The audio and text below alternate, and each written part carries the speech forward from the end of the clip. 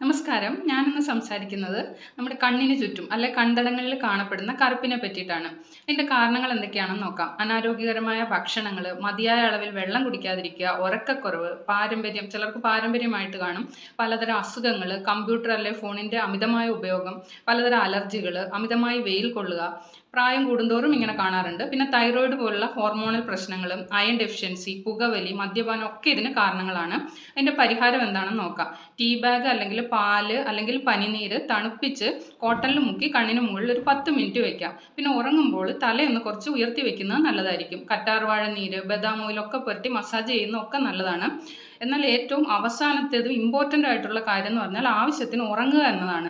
കണ്ണിനും അതുപോലെ തന്നെ ശരീരത്തിനും വിശ്രമം കിട്ടുന്നത് ഉറക്കത്തിലൂടെയാണ്. അതുകൊണ്ട് തന്നെ നന്നായി ഉറങ്ങുന്നത് ഇതുപോലുള്ള പല പ്രശ്നങ്ങളും പരിഹരിക്കാൻ സാധിക്കും. അതുകൊണ്ട് തന്നെ യോഗ, മെഡിറ്റേഷൻ ഇതുപോലുള്ള കാര്യങ്ങളൊക്കെ ഇതിന് നന്നായിട്ട് ഗുണം ചെയ്യും.